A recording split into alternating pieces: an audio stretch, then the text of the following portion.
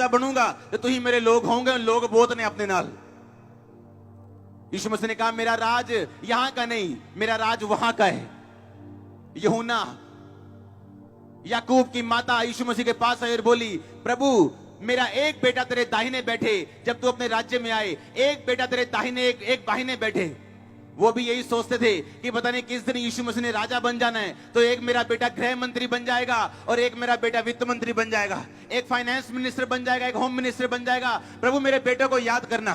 परमेश्वर ने कहा तुम नहीं जानते तुम क्या मांगते हो, क्योंकि मेरा राज यहां का नहीं वहां का है। और बाइबल कहती सब कुछ उन्होंने अपनी आंखों से देखा, मुर्दों को जिंदा होते हुए देखा। और जब यीशु मसीह मारे गए, गाड़े गए और तीसरे दिन मुर्दों में से जी उठे और अपने चेलों को दिखाई दिए एक दिन कि देखो मैं जी उठा हूं, और वहां पे थोमा नहीं था, थोमा कहीं गया हुआ था।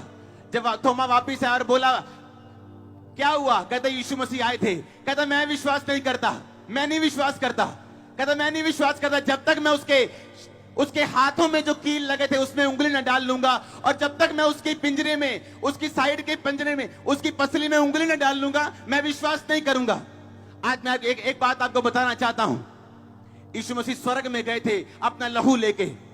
बाइबल कहती जब वो जी उठे, और जब जी उठे और मरियम उनको मिली, तो मरियम को बोला मरियम मुझे हाथ मत लगाना, क्योंकि मैं अब तक पिता के पास नहीं गया हूं। मैं पिता के पास जाऊंगा अपना खून लेके, जैसे महायाजक हर साल जाते थे एक बकरे का या बैल का लहू लेके अपने लोगों के पाप माफ करवाने के लिए। तब उन महायाजकों को कोई भी छू नहीं सकता था, उनको रस्सी बांध के अंदर भेजा जाता था कि अगर महायाजक पापी हुआ और अंदर मर गया तो उसको लेने जाने के लिए अंदर भी लेके जाने की इजाजत नहीं थी कि लाश लेने अंदर चले जाएं, तो रस्सी से उसे बाहर खींच लेते थे। तो यीशु मसीह ने कहा मैं अब तुम्हारा महायाजक हूं, मैं पिता के पास नहीं गया, मुझे हाथ मत लगाओ, मैं अपना लहू लेके पिता के पास जा रहा हूं, और मैं तुम्हारे और अब सब दुनिया के प्रायश्चित, पापों के प्रायश्चित के लिए एक ही बार अपना लहू मैंने बहा के मैं पिता के सामने लेके जा रहा हूं। और बाइबल कहती है, ध्यान से आज का वचन सुनना, सब कुछ उनकी आंखों के सामने हुआ। यीशु मसीह मुर्दों में से जी उठे, चेलों को दिखाई दिए। थोमा कहता नहीं जब तक मैं उंगलियों ना देख लूंगा, उसके जख्म ना देख लूंगा, तब तक विश्वास नहीं करूंगा। यीशु मसीह स्वर्ग पे गए, अपना लहू दिया।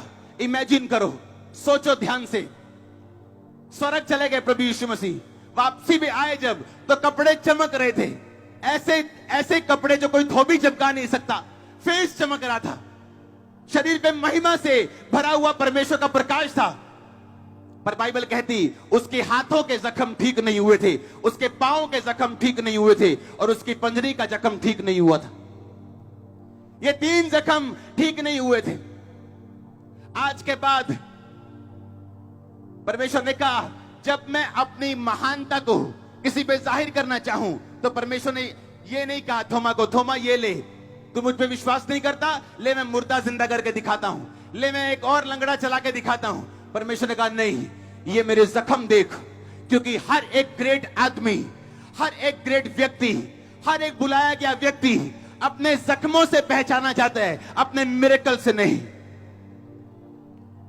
आज मैं जो बात आपको बताने वाला हूं, अगर आप उन बातों को सुनने के लिए तैयार हैं, अगर आप महानता के रास्ते में चलने के लिए तैयार हैं, अगर आप अपनी लाइफ में ग्रेट बनने के लिए तैयार हैं, तो याद रखो दुख उठाने के लिए भी तैयार रहो।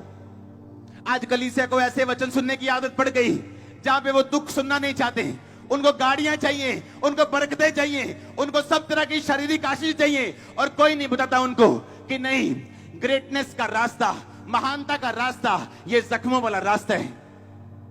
परमेश्वर ने कहा जो दुख तुम्हें हो रहे हैं वो कुछ भी नहीं उस महिमा के सामने जो तुम्हारी जिंदगी में प्रकट होने वाली है।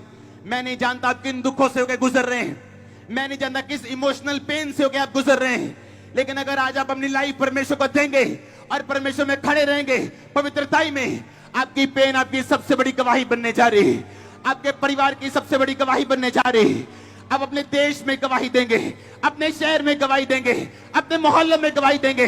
मैं नहीं जानता आप कौन है, लेकिन अब टेस्टिमनी के साथ अभी सारे मैं जानता हूं। मैं नहीं जानता आप ये वचन सुनना चाहते कि नहीं, लेकिन मैं एक बात जानता हूं, अगर आप ग्रेटनेस के रास्ते में जाना चाहते हैं तो क्रूस उठाने के लिए भी तैयार हो जाओ। परमेश्वर ने कहा अगर तू मेरा चेला है तो अपना क्रूस उठा और रोज मेरे पीछे आ। अगर तू अपना क्रूस नहीं उठा सकता तो तू मेरा चेला नहीं बन सकता। इस मिनिस्ट्री को स्टार्ट करने से पहले जो ग्लोरियस मिनिस्ट्री आप देखते हो जो दुनिया में छाई है, उस मिनिस्ट्री को स्टार्ट करने से पहले 2007 में जुलाई अगस्त में ये मिनिस्ट्री स्टार्ट हुई थी। और 2007 में एक दिन मैं उठा और मैं बीमार अपने आप को महसूस किया। मैंने कहा ठीक है, टेम्परेरी बीमारी हो सकती है, टेम्परेरी फीवर हो सकता है। 102, 101, एक दिन हो गया, 2 दिन हो गए, 3 दिन हो गए, 4 दिन हो गए, 2 महीने फीवर खत्म नहीं हुआ। कंघी करनी मुश्किल हो गई, कंघी करनी। और उस टाइम मैं सेवक था, मैं किसी के साथ सेवा करता था, लोगों पे हाथ रखता था, प्रार्थना करता था, सब कुछ करता था, पवित्रता ही में जीवन बिताया। कोई गर्लफ्रेंड नहीं, कोई पैसे का चक्कर नहीं, कुछ नहीं। और बीमारी बढ़ती गई, कंघी करनी मुश्किल हो गई, खाना मुश्किल हो गया, रंग पीला हो गया। टेस्ट करवाने शुरू किए, दिल्ली टेस्ट करवाए, बॉम्बे टेस्ट करवाए, कोई टेस्टों में कुछ नहीं आ रहा। एक दिन मैं अखबार पढ़ रहा था, अखबार में लिखा था एक ब्रूसेलोसिस नाम की ऐसी बीमारी होती जो जानवरों के दूध से या जानवरों से आती। उस व्यक्ति का बुखार शाम को शुरू होता है और खत्म नहीं होता, और इस बीमारी का कोई इलाज नहीं, वो व्यक्ति मर जाते हैं। मेरे पांव नीचे जमीन खिसक गई।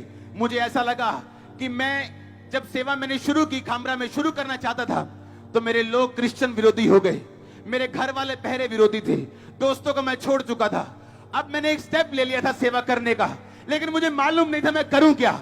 मेरा शरीर मेरे साथ नहीं था, मेरे घर वाले मेरे साथ नहीं थे, मेरे क्रिश्चियन लोग, मेरे पास्टर्स मेरे साथ नहीं थे, कोई बंदा मेरे साथ नहीं था। मैंने कहा परमेश्वर, इतनी ज्यादा पीड़ा से अच्छा ये है कि तू मुझे मार क्यों नहीं देता। मैं तेरी सेवा करना चाहता हूं। ना मेरे अपने साथ हैं, ना क्रिश्चियन साथ हैं, ना नॉन क्रिश्चियन साथ हैं, ना मेरी सेहत मेरे साथ है। परमेश्वर ने कहा तू जो दर्द सहन कर रहा है, ये तेरी लाइफ की सबसे बड़ी गवाही को पैदा करेगा।